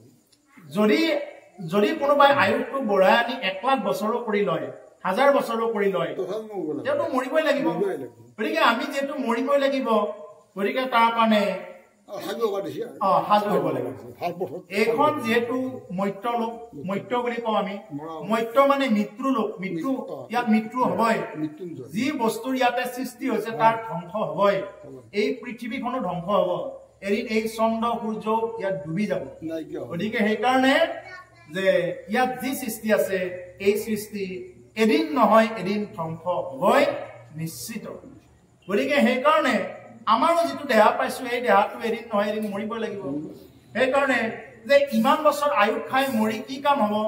যদি ইমান বছৰ আয়ুস খাই মৰি পেলাই যদি আমাৰ মুখেৰে যদি কৃষ্ণ বুলি পেলাই নাম নোলায় ৰাম নাম যদি আমাৰ মুখেৰে নোলায় ইমান বছৰ আয়ুস লৈ কি কাম হ'ব এটা পৰীক্ষিতে অতি যুৱক অৱস্থাতে তেওঁ কি কৰিছে প্ৰাণ ত্যাগ কৰিছে অতি যুৱ অৱস্থাত তেওঁ প্ৰাণ ত্যাগ কৰিছে যে পৰীক্ষিতৰ মৃত্যু আমি কি কৰো আমি সকলোৱে আলোচনা কৰো পৰীক্ষিতৰ মৃত্যু যে কিমান সুন্দৰ এটা গতি পালে পৰীক্ষিতে কম বছৰ থাকিও তেওঁ গতি পাইছে আৰু ইমান বছৰ থাকি কি হ'ব দাড়ি চুলি পকি যেনিবা বহুত কিবা কিবি পকি গ'ল পকি যোৱাৰ পিছতো যদি আমি তেনেকুৱাকে যদি কৃষ্ণ নাম নলওঁ ৰাম নাম নলওঁ মুখত যদি ৰাম নাম নাহে কি কাম হ'ব এইবিলাক থাকিবলৈ এইবিলাক আয়ুস লৈ কোনো ধৰণৰ কাম নহয় গতিকে সেইকাৰণে গোপীসকলে এতিয়া কৈছে যে দেখিব কমল নেত্ৰ আকিবন্ত হৰি হে প্ৰভু ভগৱন্ত যে তোমাৰ এই পদুম ফুলৰ কলিটোৰ দৰে চকুহাল নবকঞ্জলোচনা কঞ্জ মুখকৰ কঞ্জ পদ কঞ্জাৰুণম এইটো কৈছে যে তোমাৰ ইমান সুন্দৰ চকুহাল পদুম ফুলৰ কলিটোৰ দৰে তেওঁ সব পদুম ফুলৰ কলিটোৰ লগত যায় চকু কেইটা হাত কেইখন পদুম ফুলৰ কলিটোৰ দৰে ইমান সুন্দৰ ভৰি কেইখন ভৰি তলুৱা কেইখন এনেকুৱাকে দি যায় সেইকাৰণে এতিয়া গোপীসকলে সদায় চিন্তা কৰে দেখিব কমল নেত্ৰ আখিবন্ত ভৰি আশা দেখে আছো প্ৰথমতি প্ৰাণ ধৰি সেই আশাতে আছো কি আশা এদিন হৰি আহিব এই আশাত আছো আৰু আমি নিৰাশাত থাকো বোলে এদিনো হৰি নাহে আৰু শব্দ সঁচাকৈ হয় এদিনো নাহে যে আমাৰ সেইটো কথা যে গোপীসকলে আশা কৰি আছে এদিন হৰি আহিব আৰু হৰিয়ে তেওঁলোকক দৰ্শনো দিছে আৰু আমাৰ হল কি এদিনো নাহে যে গুৰুৱে যদি কিবা এটা কৈছে এই কথাটো আমি সদায় মানি ল'ব লাগে এই ক্ষেত্ৰত মই এটি কাহিনী ক'ব ওলাইছো আই চবৰি কথা আপোনাৰ সবে জানে এই ক্ষেত্ৰত ক'ব ওলাইছো যে ঈশ্বৰৰ কাৰণে অপেক্ষা কৰি থাকিলে ঈশ্বৰে এদিন নহয় এদিন দৰ্শন দিয়ে আই চবৰি চবৰ কুলৰ আছিলে তেওঁ চবৰ জাতিত জন্মগ্ৰহণ কৰিছিলে তেওঁৰ যেতিয়া বিবাহৰ উপযুক্ত হল চবৰ জাতিৰ নিয়ম অনুসৰি শহাপহু হৰিণ পহু গাহৰি এনেকুৱা ধৰণৰ বনৰ পশুবিলাক মাৰি বিয়াৰ ভোজ দিব লাগে তেওঁলোকৰ ৰাইজক এইটো চবৰ কুলৰ নিয়ম আছিলে আই চবৰিৰ বিয়া ঠিক হল এতিয়া সেইবিলাক বনৰ হৰিণাবিলাক আনি আনি বান্ধি থৈ দিছে আই চবৰি ৰাতি চিন্তা কৰিছে যে মোৰ বিয়াৰ কাৰণে ইমানবিলাক জীৱ জন্তু হত্যা হ'ব তেওঁ বুজি পালে যে মোৰ বিয়াৰ কাৰণতে ইমানবিলাক জন্তু বান্ধি ৰখা হৈছে মোৰ বিয়াৰ কাৰণে মই বিয়া নহলে কি হ'ব যা বিয়াই নহও যা এই বুলি কি কৰিলে যদি মোৰ বিয়াৰ কাৰণে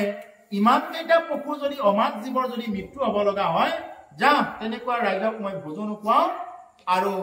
মই বিয়াও নহও এই বুলি আই চবৰিয়ে মাজ ৰাতি উঠি কি কৰিলে যে তাৰে যিবিলাক নেকি বানবিলাক আছিল সেই বানবিলাক সব কাটি দিলে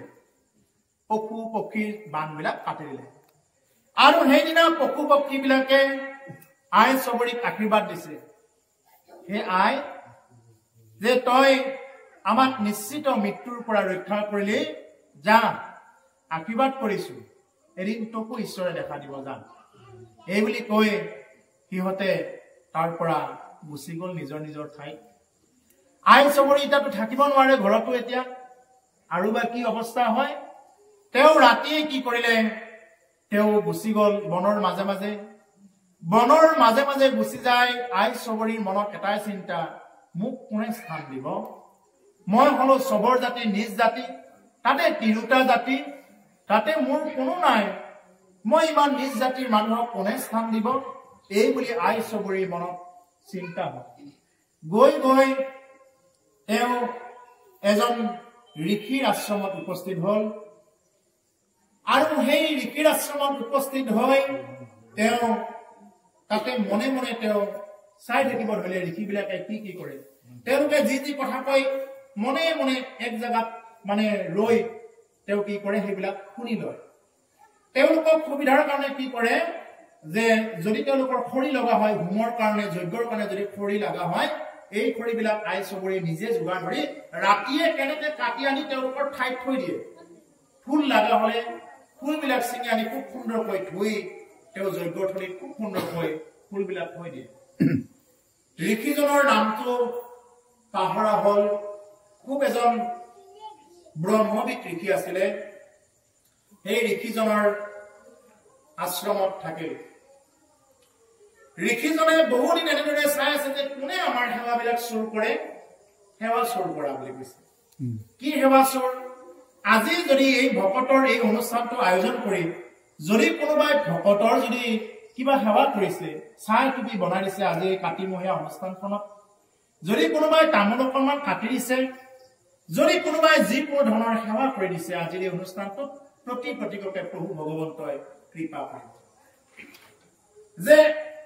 ঋষিসকলৰ মাজত আলোচনা হল যে কোন এগৰাকী চোৰ যে আমাৰ পৰা ভক্তিবিলাক চুৰ কৰিছে যদি মনত ৰাখিব যে যদি আমি কাৰোবাৰ পৰা সুখ লৈছো কিবা কাৰণত এই সুখৰ কিন্তু আমি কি কৰিব লাগিব আমি প্ৰায়চিত্ত দিব লাগিব বিনিময় দিব লাগিব আমি গছৰ পৰা যে অক্সিজেন লৈ আছো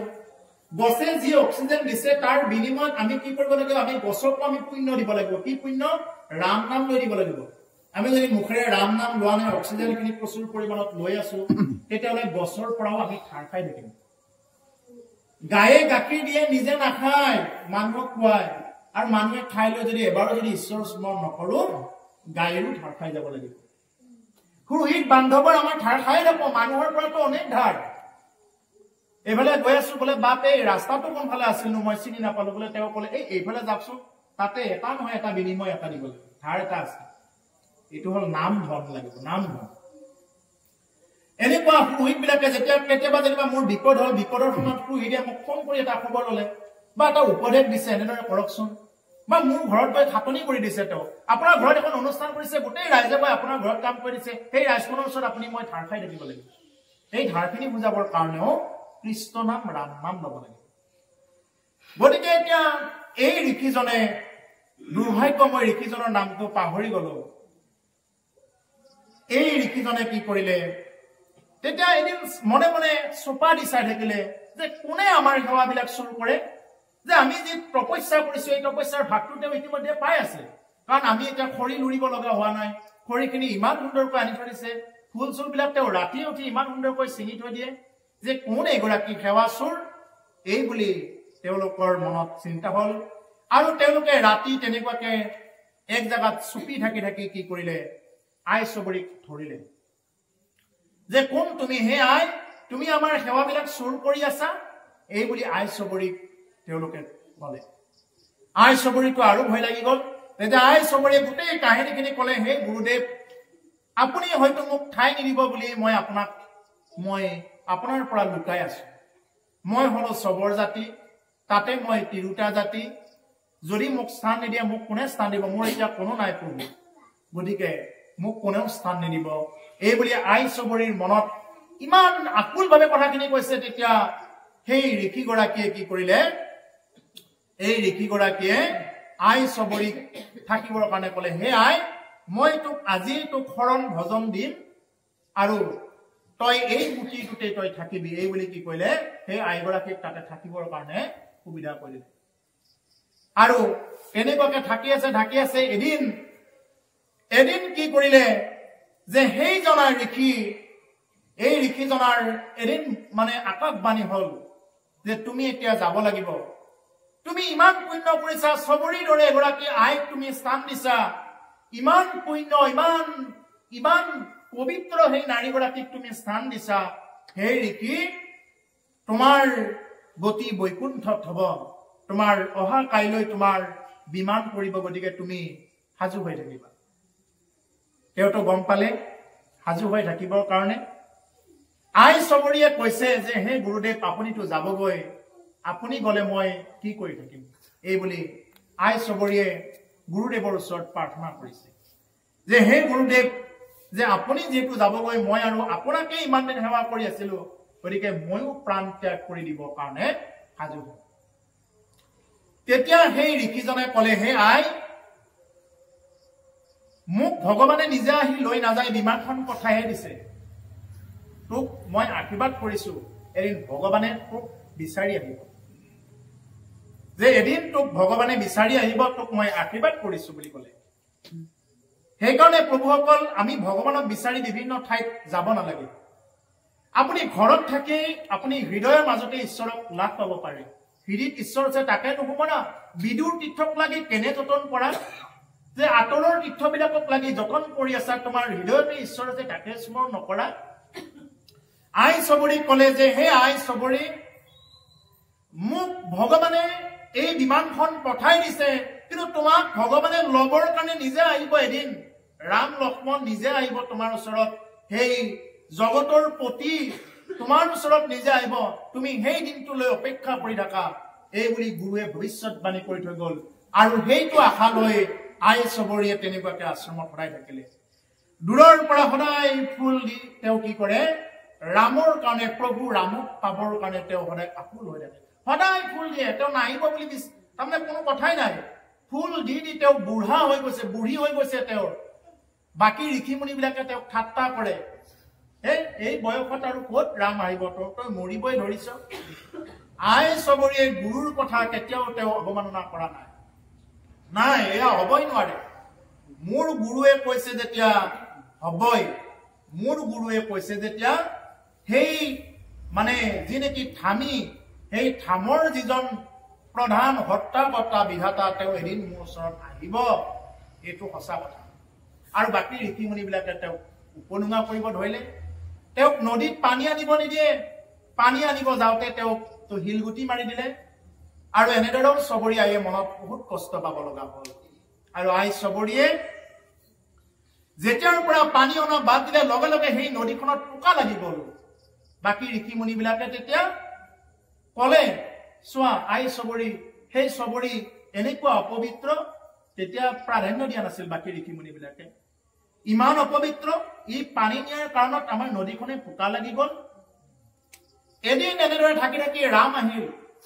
ৰাম লক্ষ্মণ নিজে আহিল আই চবৰিক বিচাৰি বিচাৰি আহিছে আৰু সেইদিনা আই চবৰিয়ে ফুল দি আছিল লগে লগে ৰাম লক্ষ্মণৰ চৰণ চিহ্ন দেখাৰ লগে লগে তেওঁ মানে চকুৰে সেইদিনা চকু পানী বোৱাই বোৱাই প্ৰভু ৰামৰ চৰণ সেইদিনা ধুই দিছে বাকী ঋষিমুনিবিলাকৰ মনত অহংকাৰ আছিলে ক'ত চবৰিৰ আশ্ৰমত যাবা আমাৰ তাত আহিব আমি ব্ৰহ্মবিদ আমি ইমান শাস্ত্ৰ জানো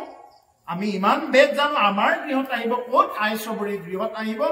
আমাৰ গৃহত আহিব এই বুলি বাকী ঋষিমুনিবিলাকৰ অহংকাৰ আছিলে যেনেদৰে আমাৰ কিছুমান মানুহৰ তেনেকুৱা অহংকাৰবিলাক থাকে আৰু তেতিয়া সববিলাক অহংকাৰ মানে তেওঁলোকৰ অহংকাৰবিলাক মানে কিবা কৰিবৰ কাৰণে সেইবিলাক অহংকাৰবিলাক কৰাৰ কাৰণত সেই ঋষিমুনিবিলাকৰ ওচৰত ভগৱানে ঘূৰিও নাচালে ঋষিমুনিবিলাকে বাটত ৰৈ আছিলে ঘূৰিও নাচালে চিধা আহি আই চবৰিৰ আশ্ৰমত প্ৰৱেশ হ'ল আৰু লগে লগে আই চবৰিয়ে আপ্যায়ন কৰিলে আতিথ্য কৰিলে আতিথ্য কেনেদৰে কৰিছে আই চবৰিয়ে সদায় তেওঁ এটা ফল এনেদৰে কামুৰি খাই ধৰা হ'ল বগৰী এটা কামুৰিলে যদি কেহা পাইছে বগৰীটো পেলাই দিয়ে যদি মিঠা পাইছে সেইটো থৈ দিয়ে আধা কামুৰি আধাখিনি থৈ দিয়ে আৰু আই চবৰিয়ে সেইদিনা ৰামক এনেকুৱাকে খুৱাইছে যে আধা কামুৰা জোঠা খুৱাইছে সেইদিনা ৰামক লক্ষ্মণে কৈছে যে চবৰিয়াই তুমি জানানে তুমি কাক এই জোঠা ফলবিলাক খুৱাইছা প্ৰভু ৰাম হয় অযোধ্যাৰ ৰজা দশৰথৰ জ্যেষ্ঠ পুত্ৰ তেওঁ ৰাজকুমাৰ তেওঁ আজি এতিয়া বনত আহিছে তেওঁ কিন্তু ৰাজকুমাৰ তেওঁ এদিন ৰজা হ'ব তুমি কি এই জোঠা ফলবিলাক খুৱাইছা তেতিয়া আই চবৰিয়ে ইমান ভক্তিত গদগদ হৈ আছে আই চবৰিয়ে কৈছে মই ভবাই নহল চাওক কিমান ভক্তিৰ কথা যে ভবাই নহল যে মই যে জোঠা ফলবিলাক যে খোৱালো ঈশ্বৰক মই যে আধা কামুৰি আধা ফলবিলাক যে ঈশ্বৰক খোৱালো মই ভবাই নহল আমাৰ বিলাকে কি চাই থাকে আপেলটো কেনেকুৱা কৈ দিলে কোনে বা হৰাই বুঢ়ালে অমুকে হৰাই বুঢ়ালেহে মই খাম অমুকে নিদিলে মই নাখাওঁ আমাৰ চিন্তা ধাৰণা হ'ল এইবিলাক সৰু সৰু পাতল মনৰ পাতল চিন্তা এইবিলাক প্ৰভু ৰামে জোঠা খাইছে কাৰ ভক্তৰ যে তেতিয়া ৰামেতো একদম খুব আনন্দ মনে তেওঁ কৈছে যে ইমান দিনৰ মূৰত যেন মোৰ আইৰ হাতেৰে দিয়া বস্তু মই খাব পাইছো ইমান দিন বনৰ মাজত ঘূৰি আছো মইতো একো খাব পোৱা নাছিলো যেন মোৰ আয়ে দিছে এই ফল এই বুলি ৰামে গোটা পলাই খাইছে আধা যিটো নেকি জোঠা ফল আধা খাই এৰা সেই জোঠা ফল প্ৰভু ৰামে সেইদিনা গোটা পলাই খাইছে বাকী ঋষিমুনিবিলাকে দেখি আচৰিত তেতিয়া তেওঁলোকে কৈছে যে হে প্ৰভু তুমি আমাৰ চৰণৰ ধূলা দিয়া এই চবৰিয়ে নদীখন পোকা লগাই দিলে গতিকে তুমি আমাৰ আমাক কি কৰা তোমাৰ চৰণ ধূলা দিয়া তেতিয়া প্ৰভু ৰামে ক'লে মোৰ চৰণ ধূলাৰে কোনো ধৰণৰ কাম নহব মোৰ চৰণ ধূলালৈ তোমালোকৰ কি হ'ব তোমালোকে মনত ইমান অহংকাৰ তেতিয়া কি কৰা হ'ব পিছে ঋষিমুনিবিলাকে প্ৰশ্ন কৰিলে কি কৰা হ'ব যে তোমালোকৰ এটাই উপায় আছে তোমালোকে কি কৰা তোমালোকে আকৌ ক'লে যে তোমালোকে ভাবা নেকি যে তোমালোক নিজে পবিত্ৰ যোৱাচোন তোমালোকে ভৰি কেইখন ধুই দিয়াচোন তাতে যোৱা ভৰি ধুই দিলে আৰু বেছিকে পোকা লাগিল আৰু চেন ওলাল তাতে নদীখনত লগে লগে নদীখন পোকা লাগি গ'ল আৰু চেন ওলাল তেতিয়াতো আৰু মানে নিমাত হৈ গ'ল তেওঁলোকে আৰু ইমান অপবিত্ৰ তেতিয়া ৰামে ক'লে প্ৰভু ৰামে ক'লে যে হে ঋষিসকল এতিয়া অলপমান তেল দিবা হে ঋষিসকল যে আপোনালোকে এটা কাম কৰক এই চবৰি আইৰ চৰণত ধৰি ক্ষমা খোজক আৰু তেওঁ চৰণৰ ধূলা তাতে দিয়ক তেওঁ চৰণ ধুই পানীখিনি তাতে দিয়ক লগে লগে জল পৰিষ্কাৰ হৈ যাব যোৱা আৰু তেওঁলোকে হেৰিনা বুজি পালে আৰু আই চবৰিৰ ভৰি ধোৱা পানী নি যিদিনাখনে নৈখনত দি দিলে সেইদিনা নৈখন আকৌ পুনৰ পবিত্ৰ হৈ গ'ল সেইকাৰণে হে প্ৰভুসকল ভক্তিটো বৰ বেলেগ বস্তু আমি ইমান কিবা কৃত্ৰিম কৰি পেলে আমি বহুত কৃত্ৰিম কৰিম আমি জেদ কৰিম অমুকে চাহৰ লগত অমুক দিনা অমুক দিছে মই তাতকৈ বেছি জেদ কৰি পেলে মই অমুক দিম কেতিয়াও কৰিবৰ কাৰণে নাযাব এইবিলাক একদম কাৰোবাৰ সামৰ্থ্য আছে দিছে এইটো বেলেগ কথা কাৰোবাক জেদ কৰি কেতিয়াও তেনেকুৱা ভক্তি কৰিবৰ কাৰণে মুঠেও নাযায় ঈশ্বৰে আপোনাক শুনিলেই যে জোঠাও খায় যদি তেওঁ দিব জানে তেওঁ আৰু এবাৰ তেওঁ কলৰ বাকলি খাইছে ফুলভাই আইৰ হাতে যেতিয়া বিদুৰৰ পত্নীয়ে কি কৰিছে যে ইমান ভক্তিত গদগদ হৈ গৈছে তেওঁ কলটো নিজে খাইছে বাকলিখিনি ঈশ্বৰক দিছে বিদুৰে আহি দেখা পাই কৈছে যে এই পাগলিটো কি কৰিছে যে কলটো নিজে খাইছে আৰু বাকলিটো ঈশ্বৰক দিছে তেতিয়া আই ফুলভাই হেৰিনা কৈছিল মই চোৱাই নহল কি দি আছো কি কৰা নাই মইতো চোৱাই নহল যে মই কলহে দি আছো নে বাকলিহে দি আছো কোনে কি খাইছে মই চোৱাই নহল মাত্ৰ আমাৰ গৃহত প্ৰভু ভগৱন্ত আহিছে মই তাক লৈ ব্যস্ত গতিকে চাওক প্ৰভুসকল প্ৰকৃত ভক্তসকলে কেতিয়াও এইবিলাক দেহৰ বিচাৰত কিবা কিবি বিচাৰত এইবিলাকত নাথাকে কি কৰি থাকে তেওঁলোকে কেৱল ভক্তি অন্তৰৰ পৰা ভক্তি জাগ্ৰত কৰাই দিব লাগে এইটোৱে হ'ল ভাগৱত ধৰ্ম মই এইখিনি কথা ইয়াৰ পৰাই মানে কথাখিনি ৰাখিলো যে তেওঁলোকে কি কৰিলে গোপীসকলক এনেকুৱাকে কৈছে যে হা কৃষ্ণ বুলি কৈতে পৰি পাৰৈ গেৰি তেওঁলোকে গেৰিয়াই থাকে চিঞৰি থাকে হে কৃষ্ণ কৰি তেওঁলোকে হঠাৎ চিঞৰি উঠে তেনেকুৱা হৈ গৈছে আৰু কি হৈছে যে নহয় হৃদয় দুখে মন গুণিৰন্ত কিমতে কৰাইব আগে গোপিকা প্ৰশান্ত গতিকে কৃষ্ণ বিনে যেনেকুৱা গোপীৰ অৱস্থা কৃষ্ণৰ বিনে যেনেকুৱা গোপীৰ অৱস্থা হৈছে ভকতৰ বান্ধৱ মাধৱে শুনি কথা নহয় হৃদয় দুখে মনে গুণিৰন্ত এতিয়া মোৰ ভক্তসকলে ইমান দুখত আছে এই কথাখিনি শুনাৰ পিছত সেইদিনা ঈশ্বৰ কৃষ্ণ শান্ত হৈ থাকিব পৰা নাই সুস্থিৰ হৈ থাকিব পৰা নাই সেইদিনা ঈশ্বৰ কৃষ্ণ কি হৈছে অস্থিৰ হৈ গৈছে কি মতে কৰাইব আমি গোপিকাক শান্ত মই কেনেকৈ এই গোপীসকলক শান্ত কৰাম এই লৈ ভগৱন্ত পুৰুষৰ লগে লগে মনে এনেকুৱাকে চিন্তা কৰি আছে যে মই কেনেকে মোৰ ভক্তসকলক মোৰ গোপীসকলক কেনেকে মই শান্ত কৰাম বুলি ঈশ্বৰ কৃষ্ণ সেইদিনা মানে চিন্তা কৰি আছে কোনজনে সাধিবে হৈছইটো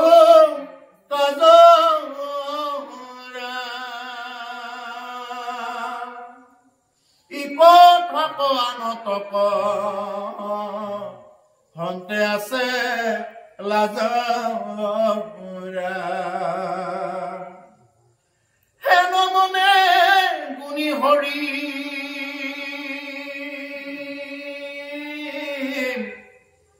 আসন্ত পুনি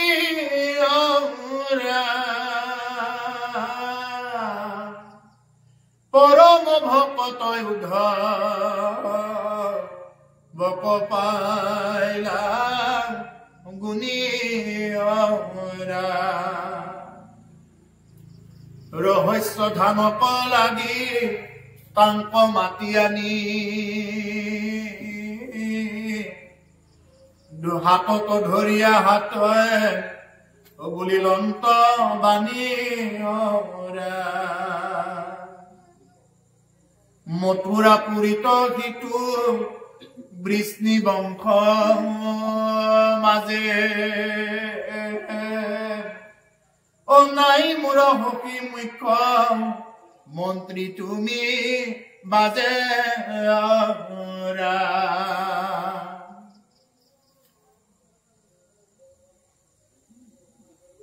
কৃষ্ণ বিনে যেন ভৈল গোপীৰ অৱস্থা ভকতৰ বান্ধৱ মাধৱে শুনি কথা নহহে হৃদয় দুখে মনে গুণিলন্ত কিমতে কৰাইব গোপী কান্ত মোৰ গোপীসকলক কেনেদৰে শান্ত কৰা এই লৈ মাধৱৰ দিন ৰাতি চিন্তা কোনজনে সাধিবে ৰহস্য এইটো কাজ কোনে এই ৰহস্য কামটো কৰি দিব পাৰিব মই কাম কম এইটোতো বৰ লাজৰ কথা যে গোপীসকলে ইমান ভক্তি কৰিছে এতিয়া আকৌ কোনোবা যদি বিষয়ী মানুহে শুনে এই গোপীসকলৰ কাৰণে কৃষ্ণ কিয় ইমান পাগল হৈ আছে এই বুলিতো কোনোবা বিষয়ী মানুহে ক'বও পাৰে এই কথাটো আনতো কমতে আছে লাজ মইনো কাম কম এতিয়া খুলি মই যিখিনি কথা যিটো মই দুখ ভুগি আছো এতিয়া যাক মই এৰি আহিলো তেওঁলোকক লৈ কিমান দুখ এই দুখৰ কথা মই কাৰ আগত প্ৰকাশ কৰিম এইদৰে ভগৱন্ত পুৰুষৰ সদায় চিন্তা হেন মনে গুণী হৰি আচন্ত আপুনি পৰম ভকত উদ্ধৱক পাইলা গুণী আৰু এনেদৰে তেওঁ মনে গুণী আছে গুণী গাঠি থাকি থাকি থাকি থাকি তেওঁৰ পৰম ভকত উদ্ধৱক মনেৰে চিন্তা কৰি পালে মোৰ এজন পৰম ভক্ত আছে এইজন হল উদ্ধৱ প্ৰভুসকল উদ্ধৱৰ কথা ক'লে ভক্তিটো কিবা আৰু বেলেগ হৈ যায় উদ্ধৱ বুলি কোৱাৰ লগে লগে ইমান প্ৰিয় আছিলে উদ্ধৱ ঈশ্বৰ কৃষ্ণৰ যে ভগৱন্ত পুৰুষে এৰা কাপোৰযোৰহে তেওঁ পিন্ধিছিলে বেলেগ কাপোৰ নতুনকৈ আনি তেওঁ পিন্ধা নাছিলে তেওঁ সদায় স্নানে বসনে সদা সেৱা কৰো আমি স্নানে গুপ্য স্থানে সদা সেৱা কৰো আমি বুলি কৈছে হে প্ৰভু মই তোমাৰ সকলো স্থানতে আনকি গোপনীয় স্থানসমূহতো ভগৱন্ত এতিয়া পঠাব ভগৱন্তৰ গোপনীয় স্থানসমূহতো উদ্ধৱক পঠাব এতিয়া ক'ব কথাখিনি সেইকাৰণে উদ্ধৱে হেৰিত কৈছে একাদশ স্কন্ধৰ ক'ব এতিয়া যে হে প্ৰভু যে তুমিতো আজি যাবাগৈ প্ৰভু মই কেনেদৰে থাকিম যে তুমি এৰি দিয়া জোঠাখিনিহে মই খাইছিলো তুমি খাই খাই যিখিনি এৰিছিলা এইখিনিহে মই গ্ৰহণ কৰিছিলো তুমি যিখিনি পিন্ধি পুৰণা হৈছিলে কাপোৰ এই পুৰণা কাপোৰখিনিহে মই পিন্ধিছিলো এই বুলি উদ্ধৱৰ খুব উদ্ধৱ সেইদিনা মানে ভগৱন্তৰ লগত যাব ওলাইছে যে মোকো লৈ যোৱা প্ৰভু সেইদিনা উদ্ধৱে যদি বিচাৰিলেহেঁতেন যে প্ৰভু মোক জগতৰ পতি বনাই থৈ যাওক ব্ৰহ্মাৰ আসনখন দি থৈ যাওক সেইদিনা কিন্তু উদ্ধৱে সেইখিনিকে পালেহেঁতেন কিন্তু উদ্ধৱে সেইবিলাকক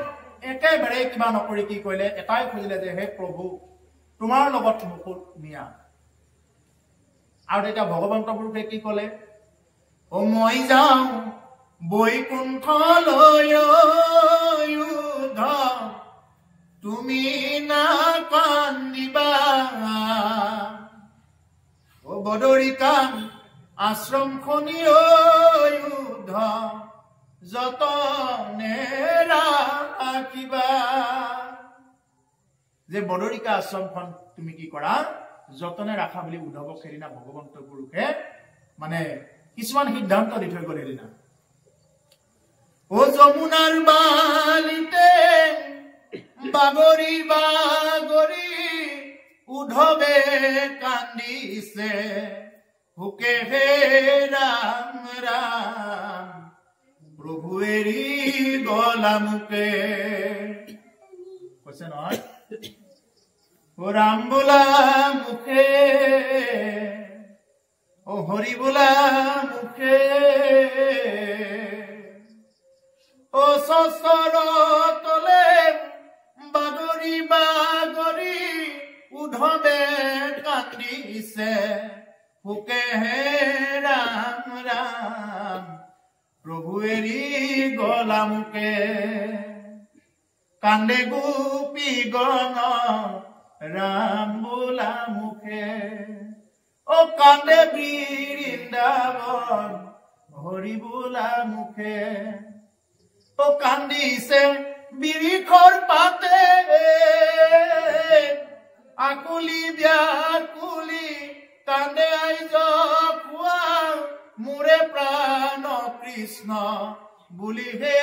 ৰাম ৰাম প্ৰভু এৰি গলা মুকে এই ভগৱান যিদিনা এৰি যাব ওলাইছে যে গছ গছনি বৃন্দা